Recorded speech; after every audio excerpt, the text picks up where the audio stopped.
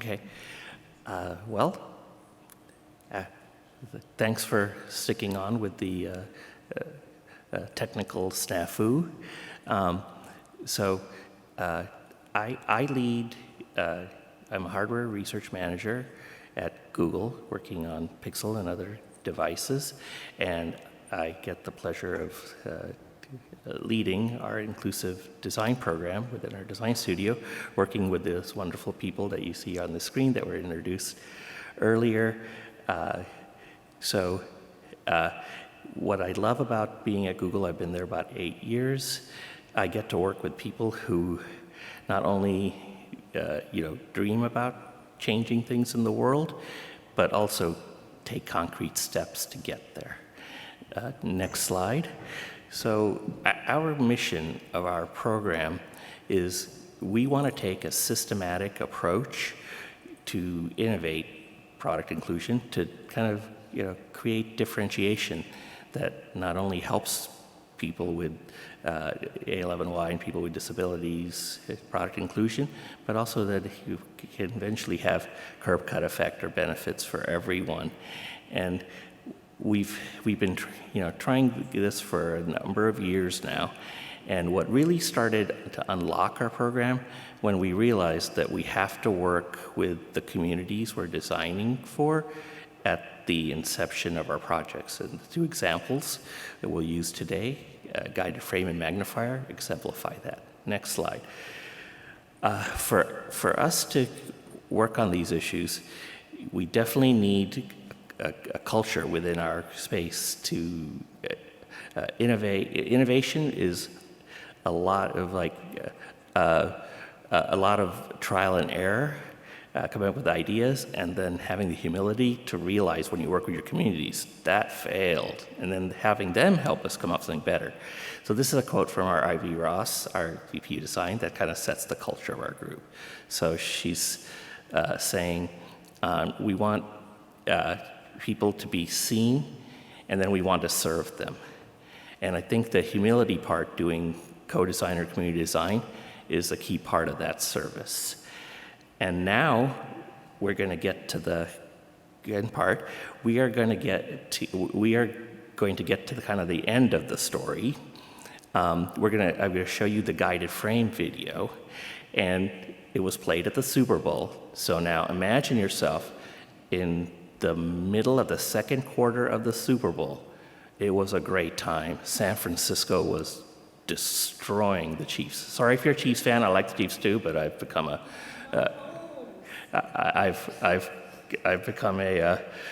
San Francisco fan since I moved out to the Bay Area. So I was getting up to get something. The ad came on, so I could tell the music was coming on. I ran up to the TV and put my eyes up on it, and then my wife was cheering, taking a video of it. So without further ado, we'll play the video. Vision, there hasn't always been an easy way to capture daily life. Disclaimer, screen image is simulated, sequence is shortened. Now in a park, a blurry image as a person holds out their phone to take a selfie. One face cropped. Move your phone down. Lowers the phone. One face in frame. Hold for photo. A clear photo of a bearded man. A blurry image of a man in his kitchen. He stirs a pot and his dog trots over. Dinner for one. Hello. He takes a selfie with his dog. One face and one head in frame. Another crisp photo. Look who's here. The man's girlfriend. Two faces in frame. Photos of smiles. A party. A sports event. Two faces. Camping. Good morning. Two faces. First day in the new place. New apartment. Making funny faces. Running a marathon. Two faces. She kisses his cheek. Now, the couple is dressed up and the man takes a selfie of them in a mirror using his Google Pixel 8 phone. Two faces. More crystal clear photos of his partner. The man navigates through a hospital. Two faces in frame. He lowers the phone. Three faces in frame. Hold for photo. A sharp, priceless photo of the man and his tired but smiling partner holding a newborn. Capture life, no matter how you experience it. Guided frame, only on Google Pixel. Logo, the 4-colored Google G. All right. Thank you. I never get tired of this. So why guided frame? If you see here, there is a kind of an abstract impressionist self-portrait.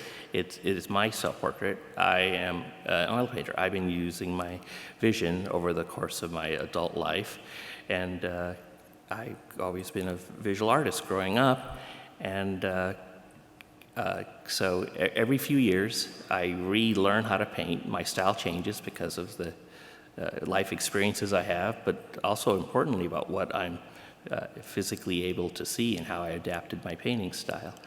So this portrait shows a front-on view of my face with lots of textural squeegee applications of oil paint with reds, blues, greens, and some white shooters.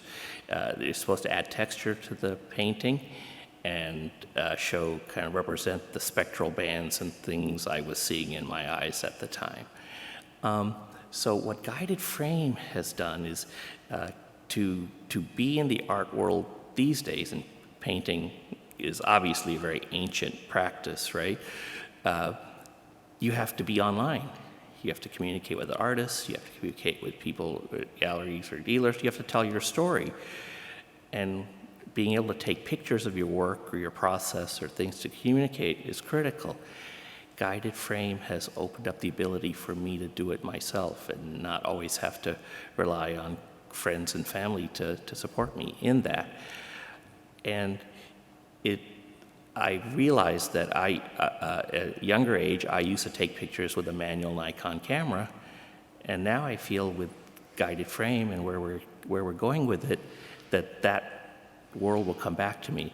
It's extremely powerful that when you've had a capability that you either gradually lost or suddenly taken away from you due to a disability, to start to get a version of that back with technology, it's profound.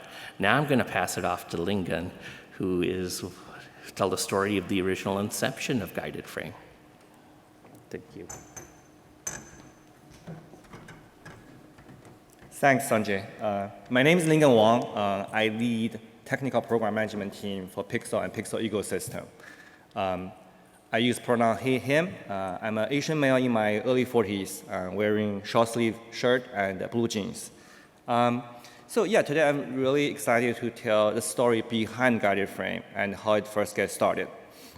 So back in 2021, about 3 years ago, our team ran a comparative analysis on smartphones accessibility. And we learned taking a selfie could be challenging for blind low vision users. Because, the front camera is usually flush with the front of display without providing any tactile feedback. In addition, when blind low vision users take a selfie, it's very difficult for them to see the display on the phone. So from there, we first interviewed a few Google employees who happen to be blind. And as you see from the picture, this is our colleague, Victor Soren, taking a selfie himself and sharing the problem they are facing as a blind low vision users. So from there, 3 top problems came out. Firstly, at the time, smartphone camera provide very limited audio assistance for blind low vision users. I remember we were seeing at the time, the camera will tell you, if you turn on the screen reader, it will tell you, one person in the frame, 30% of photo. So it's somewhat helpful, but it's not informative enough to take a good photo. Secondly, latency was also very challenging. A lot of time, I remember one blind user was telling me is when they try to take a picture, because of latency, the time they're ready to take a picture, they already moved the phone away. Lastly, also finding the right angle to take a picture can be challenging for blind users. So that exacerbates the guessing game problem for blind low vision users taking a selfie. So facing those problems we discovered early on, we we started this side project during our spare time. I work with two amazing colleagues from Google. One is a UX designer, the other one is a software developer. So we set our vision to build the best selfie experience for blind low vision users. From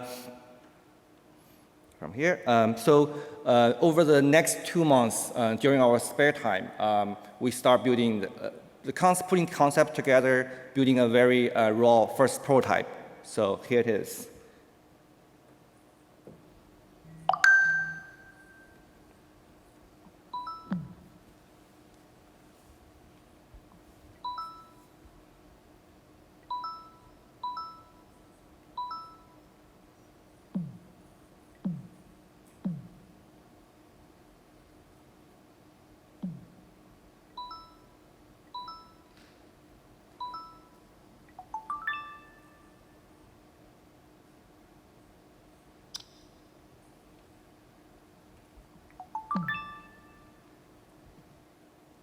Yeah, so during this first demo, we basically took the concept and building sound and haptics into the design. And during the demo, basically using the combination of the sound and haptics and guide the user here, which is our actually software developer, Paul, into the center of the frame.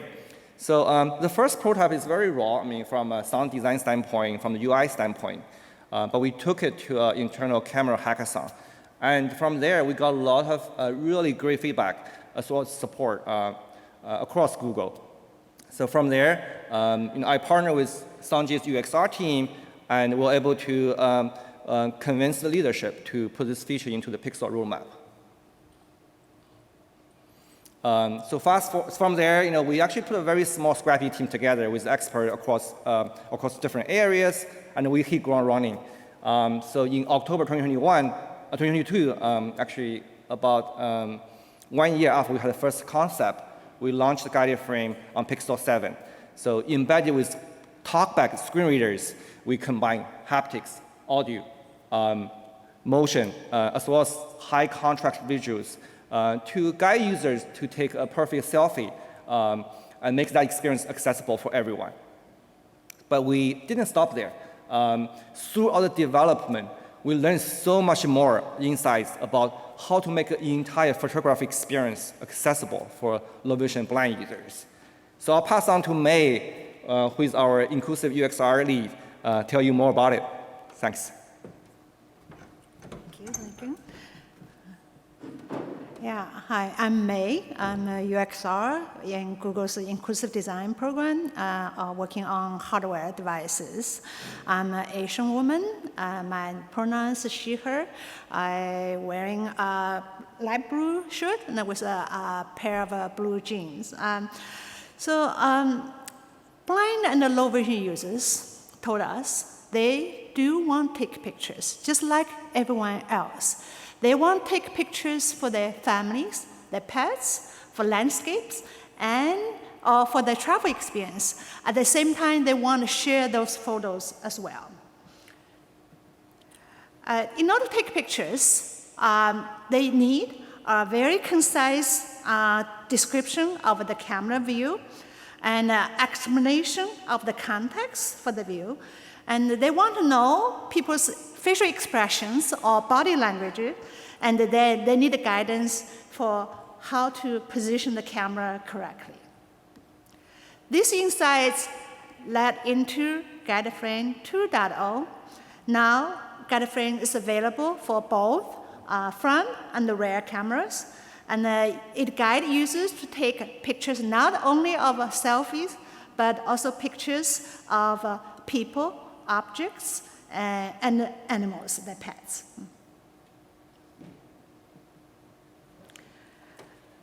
For 2.0, we provide more guidance.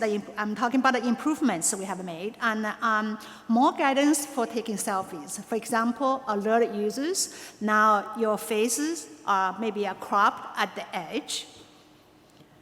And we use ML, machine learning capabilities, to recognize pets and main objects, for example, food, document, and maybe devices in your viewfinder. And we spend a lot of time to design the right information at the right moment. As Lingeng has already mentioned, the guide frame has talkback, audio, haptic, motion, and the visual feedback. Behind each of these bubbles, 5 bubbles, there is actually one or more designers. Putting all this information together and make sure they work coherently, intuitively for users without overwhelming them is a huge challenge. We went through multiple rounds of user testing to ensure, for example, for talkback or voice feedback, it's now 2 verbose. It has the right information in the right order. And also, just for example, how you describe the positions of the different objects in the information. That's a huge challenge now. And then for haptic, is that strong enough so people can feel it? For audio, is it comprehensible, memorizable, or is it too distracting? For visual, is right a contract for motion for people, for example, whether people can notice it. I'm glad to say that we find the right balance, and the users told us they really like the auto capture capabilities. As one low vision said, when I extend my hand, and I really cannot see any buttons on the phone. So you have a countdown, the audio feedback is so present, and they tell me that it's a progression to take a picture, and I don't need to really move my hands. And this is a picture of our colleague Victor Turan and his wife, and they're taking a picture for testing guide frame for us. I have another quote from another participant who's blind, and his wife told us at the end. And I want to let you know that we have been married for 19 years. And I think with this, he will be able to take a picture for me for the first time. It has been very rewarding to work on this product that's helpful to users. And then it also drives a lot of innovation for our products. Photography is a very rich art that touches many people's hearts. And we have a lot to do ahead of us to really enable users to take real photography. Meanwhile, we also learned low vision users use our camera beyond photography. They use that to help them to better see the world around them. So I'm going to hand to Oliver to talk about another product we launched last year. Thank you, Mei. I'm Oliver. I use he, him pronouns. I'm a product manager on Pixel software focused on accessibility and inclusion. I'm a white man in my 30s, although many people tell me I look like I'm in my 20s. I have a mustache and earrings as well, and I'm wearing a blue shirt. I think I said that. And as Mei was mentioning, all of the work that they did was extremely foundational in connecting us with the community. And we started to hear that the work that we've done to build an amazing camera on Pixel is actually really applicable to users who need additional magnification in the world around them. So we saw that they were using our image stabilization and 30x zoom to zoom into things really far away and view things close by that might be too fine to see otherwise. In this picture, there's a magnifier user who's looking at a very bright orange laundry detergent bag, and he's been applying the visual filters to improve the contrast. A Caucasian boy with strawberry blonde hair, wearing a green shirt and glasses, sits on his bed and looks at a collector's album of banknotes. Brendan's pronouns are he, him. A collection of vintage coins, bottles, and rocks are shown in his room. I collect rocks, bottles, coins, and paper money. Look what I found. Wow. Brendan sits on the floor of a living room in front of Tina. A Caucasian woman with light brown hair and a ponytail, wearing glasses and a light pink shirt, who sits on a brown leather couch. When I get coins, I want to look for the context clues. The coat of arms, definitely the text where it's from. He uses Google Magnifier to look at details of an antique coin using various filters and contrast options. He shows it to Tina. I do identify as low vision, but with Google's magnifier, I was able to see things I wouldn't be able to see with the naked eye. Oh wow, look at the detail on this one. I could find out stuff that I might never have found out. The colorful Google logo.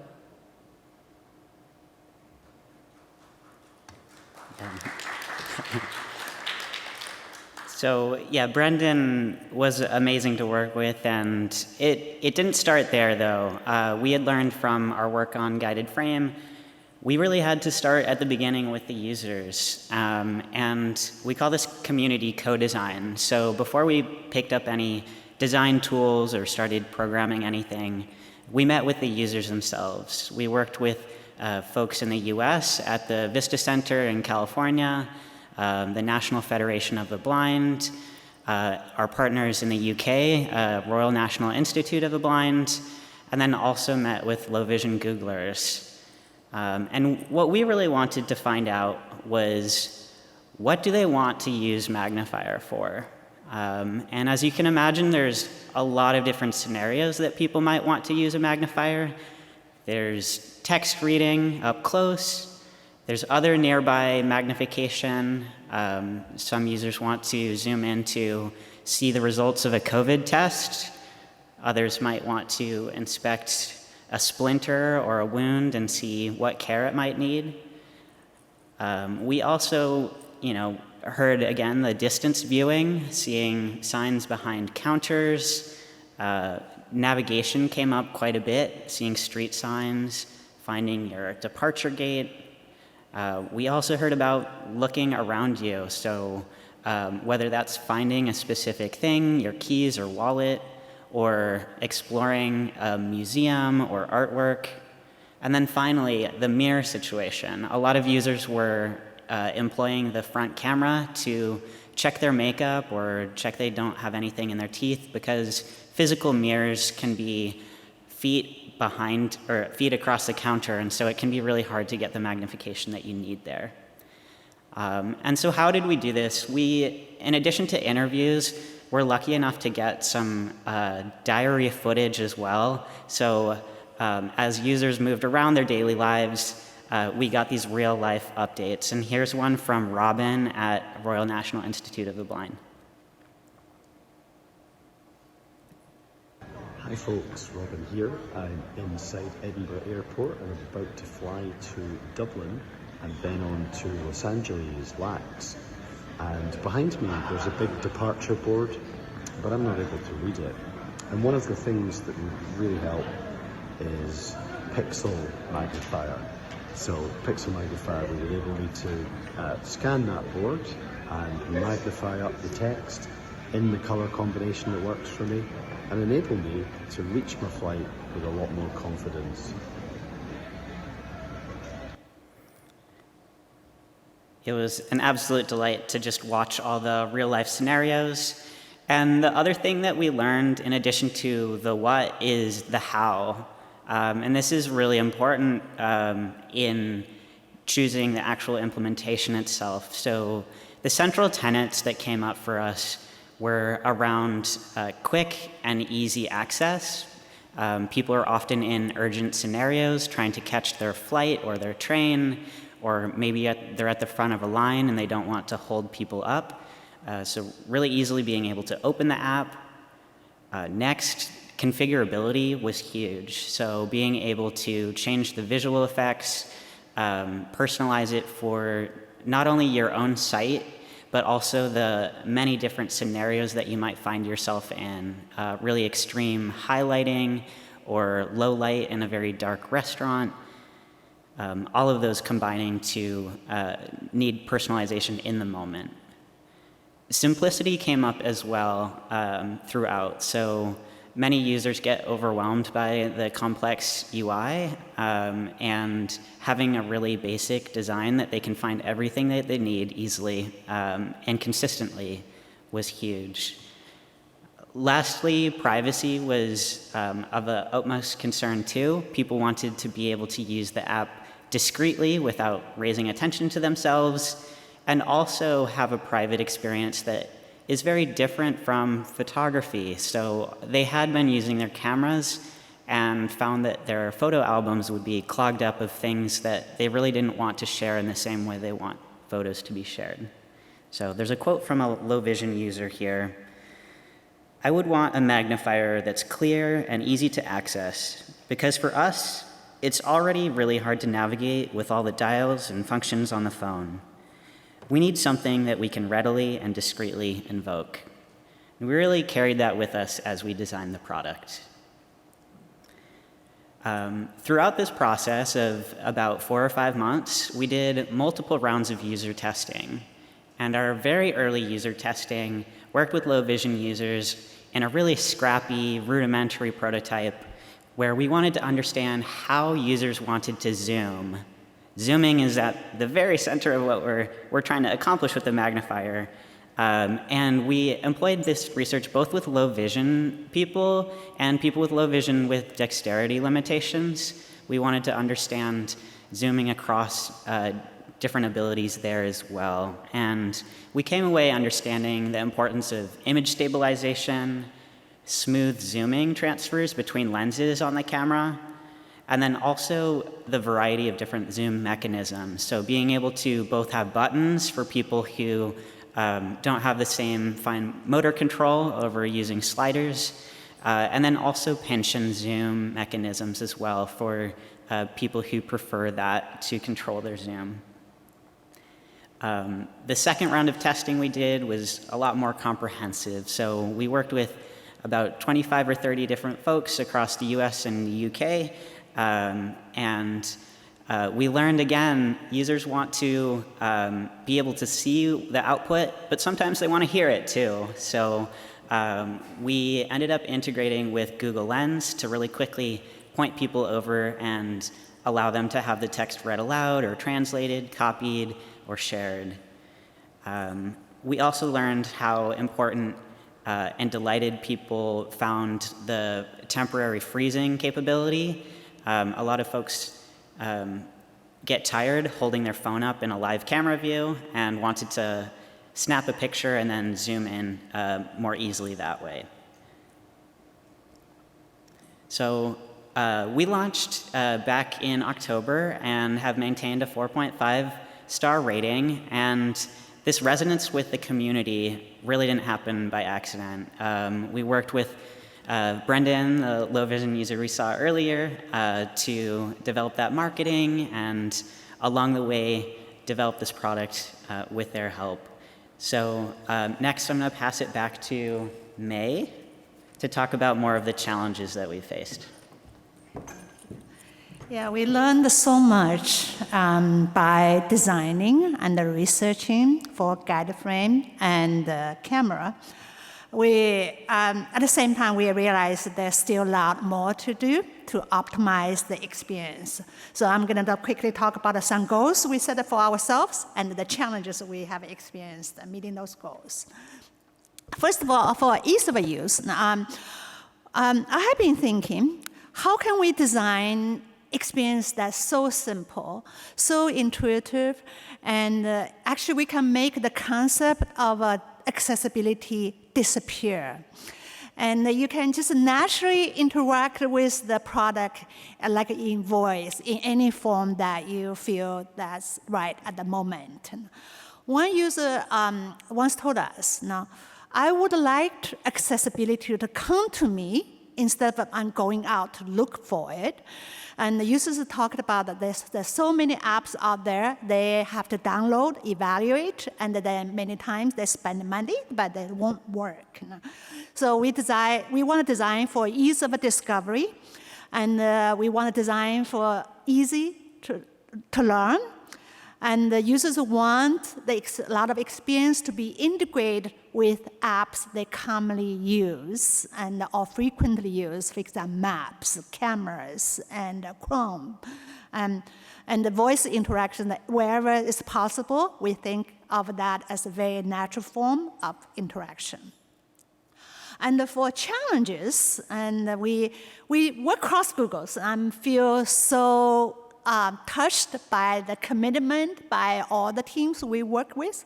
We want to do the right thing. We want to ensure our product works for all people. But it's hard to integrate products that sit in different organizations. And when we go to make a request for changes for established products and used by billions of people on a daily basis, and there's always many factors for the team to consider. And we want to deliver very robust experience. For example, for accuracy, if we talk about AI, recognition of objects and information, accuracy is of utmost importance, especially for people who cannot easily verify the information themselves. If we do not provide accuracy information for any kind of instrument, it can immediately breach the trust of users. We want to ensure all the experience is very responsive. Just for Magnify, for example, we worked with engineering in Lens to ensure the zooming is so smooth and it focuses very quickly. And we want to provide very high quality feedback. It's present, memorizable, differentiable, but not distracting. We have been able to work with amazing engineering teams, very quick to address our concerns, and to try to enable experience we have requested. But still, we have faced limitations of technology, and we always have to consider, for example, system health. Now, what kind of impact the features will bring to battery life, to thermal, or anytime cost is a big factor in order to implement something or develop something new. For form factors and visuals, as RF mentioned, we want to create a solution that's discrete to avoid a sense of a vulnerability for users themselves, or to avoid a sense of a feeling of intrusion of other people's privacy. Any moment when relevant, we want to consider wearability, so we can enable hands-free interactions. For shapes, we want to create smooth form factors with rounded borders and corners. And for colors, obviously very high contrast. But still, I think when we talk to Android, for example, when we talk to Google's Pixel ecosystem, and then we have to follow established styles and patterns as a challenge. And it's always difficult to design for a wide spectrum of preferences, especially for vision. And the last point for customization. We heard so much about the needs of a customization, and we want to give the user the control of what they want, but at the same time, we want to have a balance with simplicity. One user told us, people make the wrong assumption about simplicity for blind users. We often create applications that are too simple, and then it's too hard to use. I want to end my presentation with this long-term vision by our team. We want to bring the best AI-powered camera that allow blind and low-vision users to better see the world. And I'm very proud that we were working on AI that we are trying to create helpful solutions with AI. And we are also facing complex issues that we have to address. That's where we create innovations. Thank you so much.